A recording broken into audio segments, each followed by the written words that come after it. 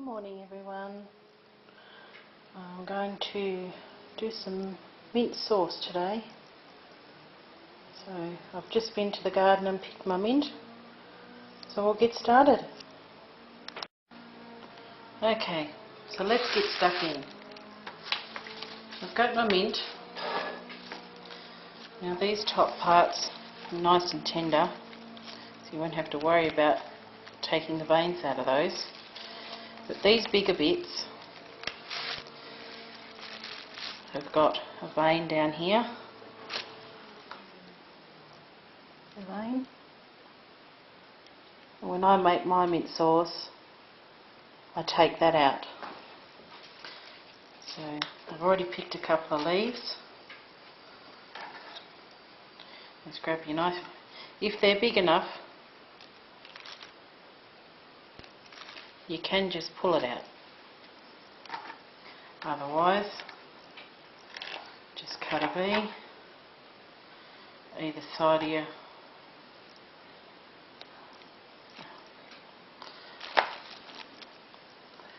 wrong spot. Just cut a V. I'll do a better one than that.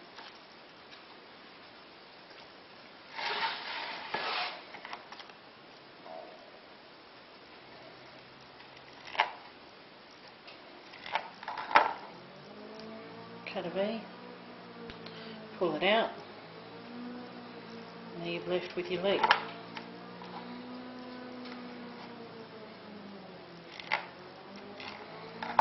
Cut a V, pull it out, and you're left with your leaf. Then when you're eating your roast lamb, or whatever you're having your mint sauce with,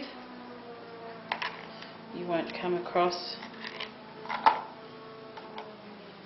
little bits that are tough and hard in your mint sauce. It's a little bit time consuming.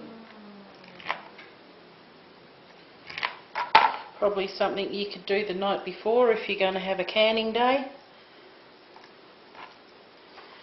I'll keep going with this, and I'll get back to you.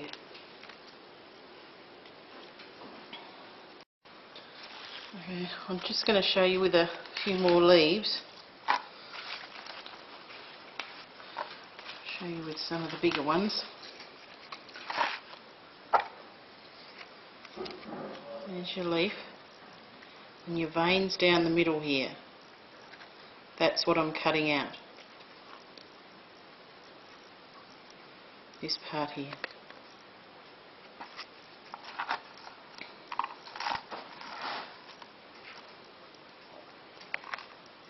Just run your knife along each side of the vein.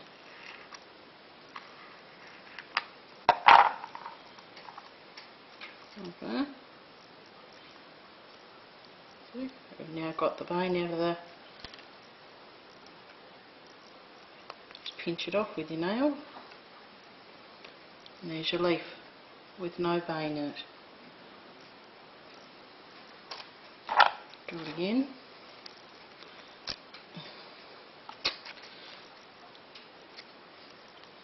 There's your vein.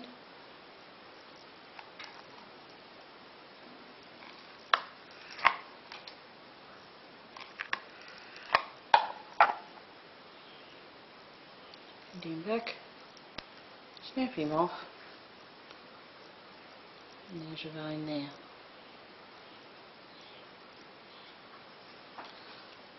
Okay. There's the vein.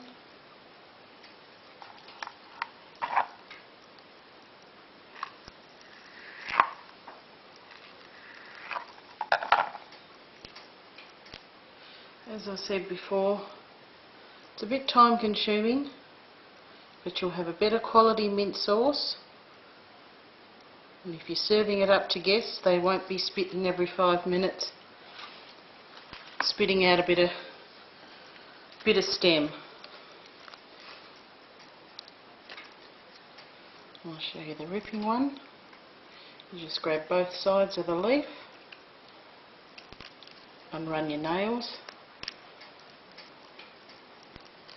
down the vein. Here we are. And there's your leaf. Even though this is homegrown and it hasn't been treated with any chemicals, I will still wash my mint very well,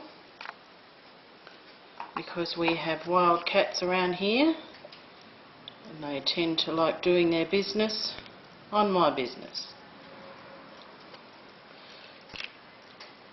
I learnt that the first season I grew mint. It wasn't edible because the cats had just had too much fun. So I'm growing it in a different area this year.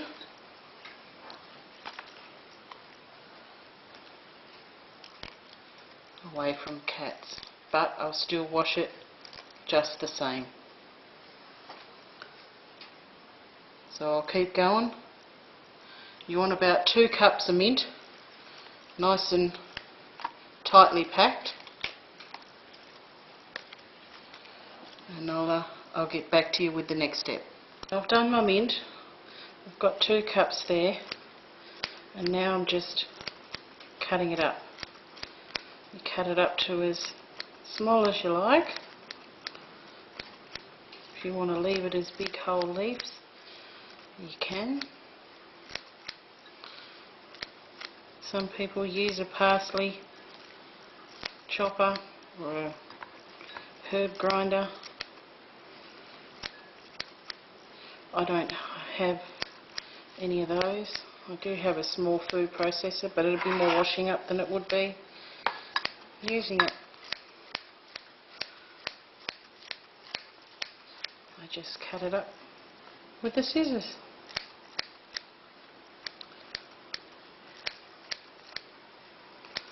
So I've got my mint done. As you can see, it goes down to not much when you cut it up rather fine. Now in this pot I have got 5 cups of water, and I'm going to add 2.5 cups of vinegar, and then I've got 2 cups of sugar,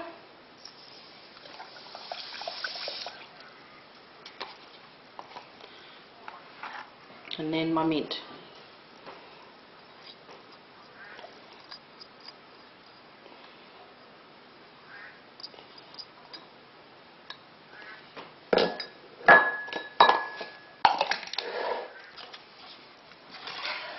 And I'm going to put this on the stove.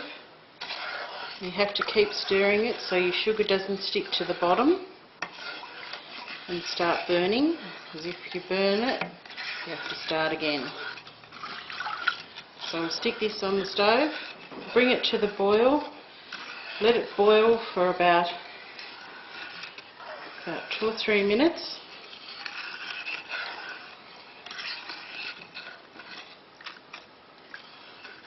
And I'll come back to you when that's done. And I just reread my recipe, and it says it needs to come to a boil, a full boil. So that means it needs to be bubbling, not just simmering away. We need a full boil for 5 minutes, 3 to 5 minutes. And I've got my water in there warming up with my bit of vinegar.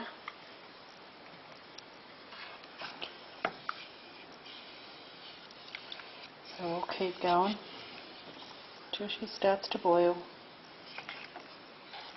and I'll be back.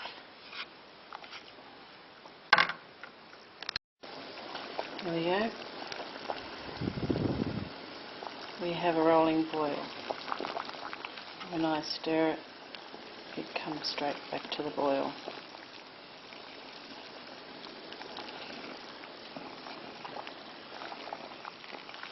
So it's boiled for a couple of minutes.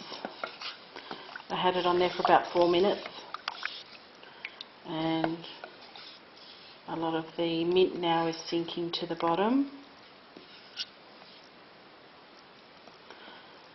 Now,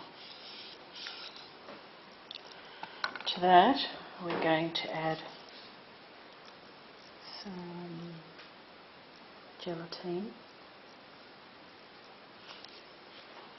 I've got some hot water here. Now, you don't have to add gelatine. All the gelatine is doing is helping set. You can use pectin. That's helping set your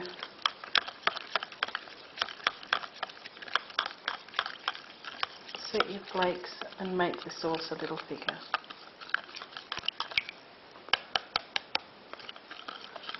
I'm going to mix that up and pour that in, and I'll get back to you. I've mixed in my gelatine. Now I'm just going to add a couple of drops of green food colouring. You don't have to add the food colouring either, it just means that your mint sauce will probably look a bit pale, or sometimes a lot of the mint can come out. A lot of the colour of the mint can come out and it will look a bit grey. So I'm just going to put a few drops. I think that might be enough. In with my gelatine.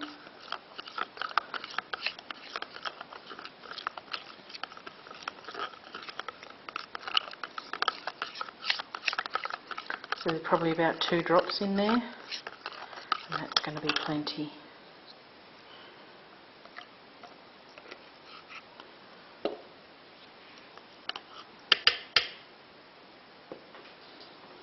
So now we'll tip this in here, give it a mix, and we need to put it back on the stove and bring it back to the boil. And the recipe says to boil it for a further minute or 2. Once it's got back to the boil, you have to bring it back to the boil first, and then start your timing of 2 minutes. Okay, so we're back to a rolling boil.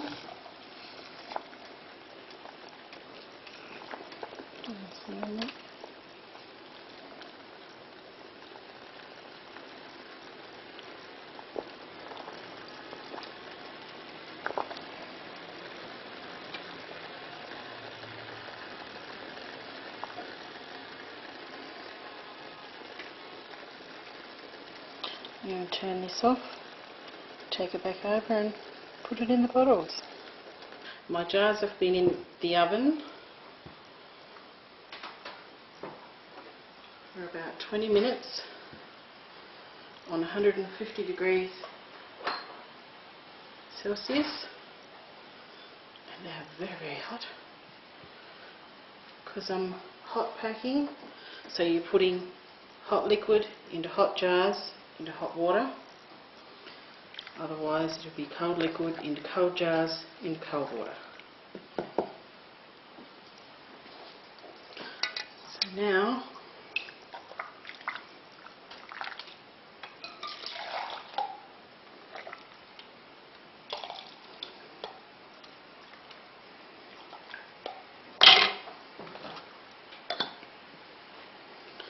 fill up my jars.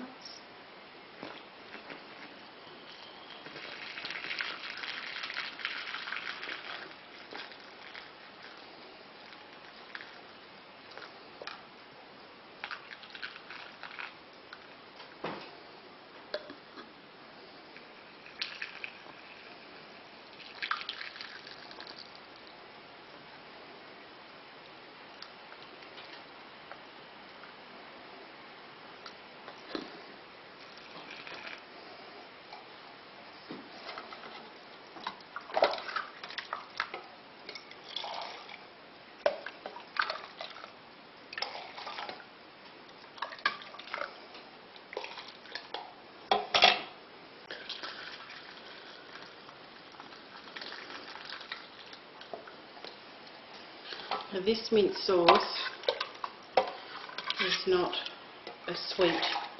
It's not meant to be a sweet. This usually goes over your roast lamb on Christmas Day, which is what I'm making it for.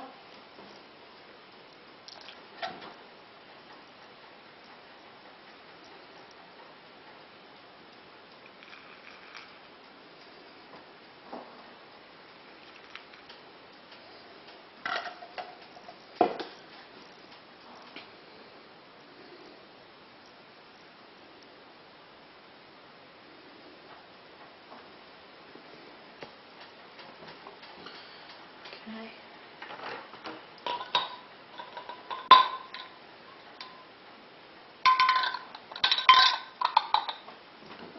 On the lids.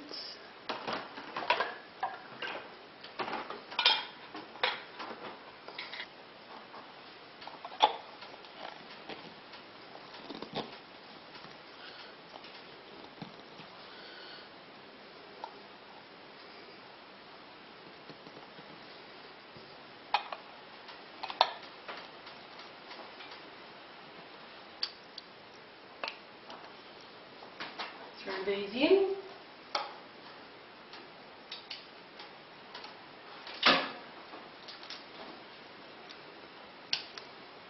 In here we've got our little bottles and my little basket. We're going to cover those a little bit more with some hot water. When they come to a boil, we'll process them for 10 to 15 minutes and I'll be back. Okay, so all my cans are in, all my bottles, they're in. They're just coming up to temperature now, just waiting for them to start boiling so I can start my timer. And I'll process these for 10 minutes, then I'll turn the heat off and I'll take the lids off. So I'll take these off and I'll leave the bottles in the pot for 5 minutes, and then after 5 minutes I'll take them out and put them on a towel. So I'll get back to you when we've got that far.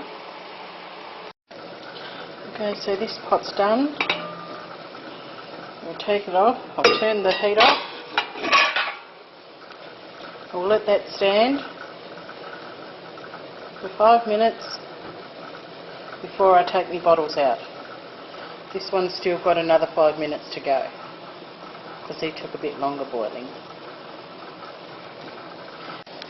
Okay, they've been sitting for 5 minutes. Take them out and have a look. Pretty colour.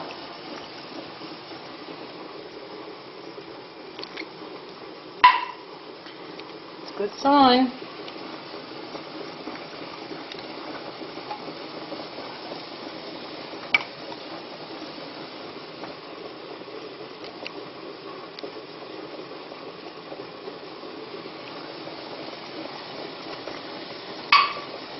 It's another good sign.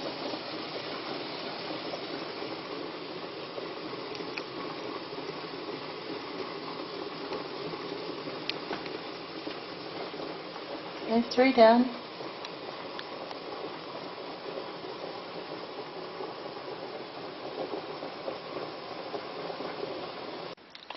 And here's batch number 2.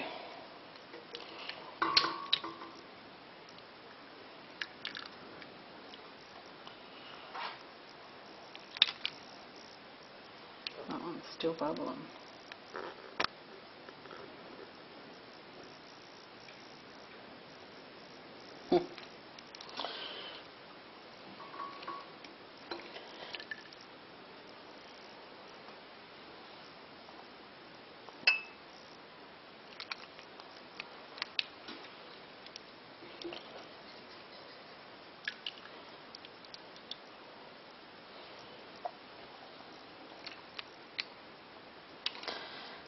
there we have it.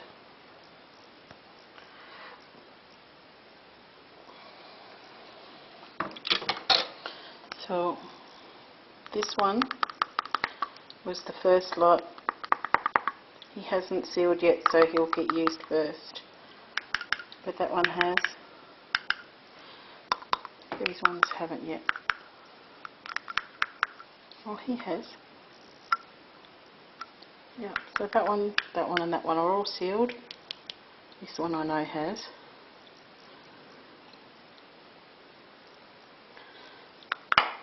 Oh, there goes that one. I think that one's about to go.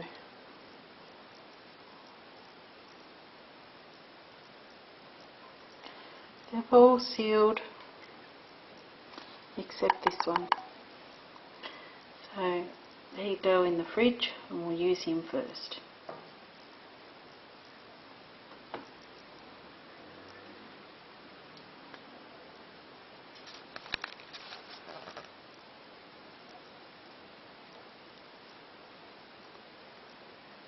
In sauce.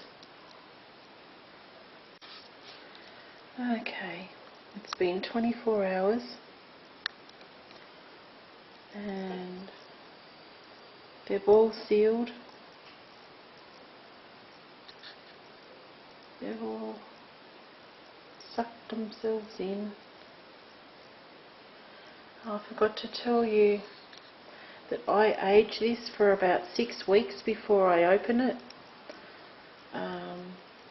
So now that they've all sealed, I'll label them and date them, and then in about 6 weeks time I'll start using them.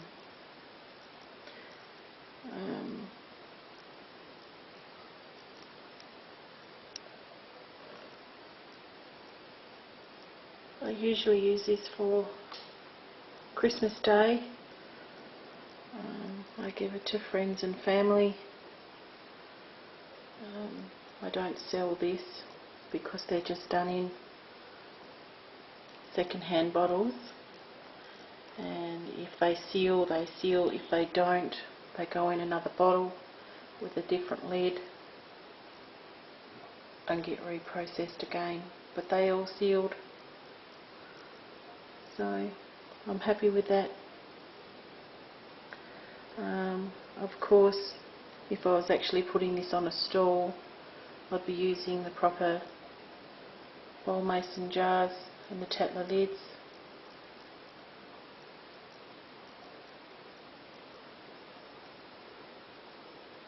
Thanks for watching. Bye now.